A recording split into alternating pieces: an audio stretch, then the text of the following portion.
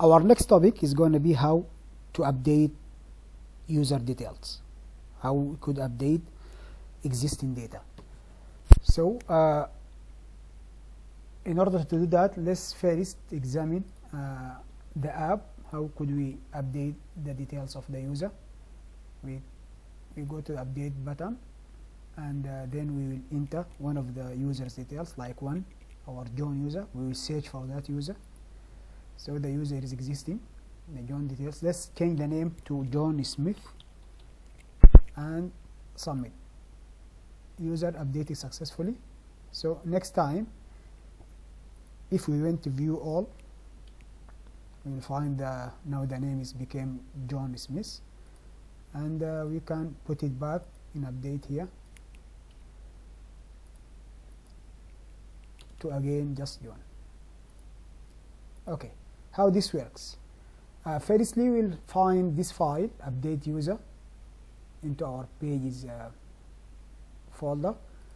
Let's examine this file together. We will find the same setup as we see here in the view of the update user. This is the view. We will have my button, my button, and on top of that we have the my text input to search, placeholder enter user ID, and on change of that text we will set the input user ID for the new ID that you set here, like 1, 2, to use it into search. So the button, the custom click of that button, the property, if we remember, is binded to search user the same way we did earlier with view user. So I'm going to pass this ID to the search user function, and that search user function is going to populate the values for me here into those objects. So we'll find enter name, enter contact number, and enter address, which is we are getting those data from search user function. We will examine together. The search user is just receiving ID parameter, using that ID to make a query, similar query like what we did earlier in view user. Then we use this result. If there is a result, I'm going to set this result into our state variable called user details here. This user details. Set username, and set user address, and set user contact. So those 3 variables will be now initialized.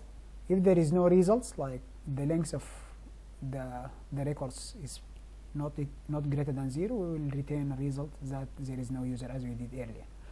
So we are going to use those state variable to populate the values here. We see value is username, and value here is a user contact, and here value is user address. So what happened next if you change anything into those values? Like if I did here like 1, so those are the results now as we now investigated. If I'm going to make any change here, like if I want to change the email to be John Smith at Yahoo, so this is the new value will be supplied to this function, which is update user. We see here in the my button, the submit button, the custom click of this button is update user. Update user function is here, and this is our core topic for today, how we could update a table. This is a normal check. If there is a values provided, that's okay. If there is no values provided, we will retain those results, like please fill user ID, please fill name, please like just a validation. But again, we are using the write function, realm.write, and I said that earlier when we did the create, I mean the register user, and you can go back to our first lesson about register user or create a record. We say that any operation that composes of changes to the existing data or creating a new data, we have to enclose it into a write function. So this is what I'm doing now. To update, we simply will enclose the operation in write, open the query brackets, retain the object that you want to modify, So here I retain the object, which is filtered, simple query, and I store the result of that object into variable called object. So here if object.length is greater than 0, so I'm taking that object, which is the single record from that object dot username equal username, from where those those data is coming from the state variables. Like for the address here is going to be the new address, which is going to be John Smith at yahoo.com. So this is a new value, is going to be here in this user address, and as soon as this setting has been done, that means the update process has successfully done. So I'm returning the result right away. It's simple as that. No need to further things, because it's already enclosed into write operation. That means you are going to affect. This is like a transaction. When you open a curly brackets like this into write operation, all this it will be included in a single transaction, like what we have in a traditional DBMS.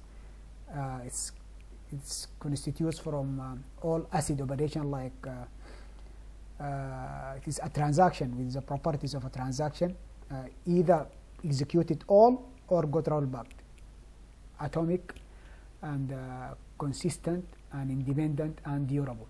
So as soon as I change here, as I did the email and hit submit, I'm going to receive this message, which is user updated successfully. That's all, guys. Hopefully this was clear for you. Again, if you have any questions, please leave them in the comments and I will reply for it right away. Thank you. See you in next topic, which is going to how to delete an object or a record from our realm table. See you soon.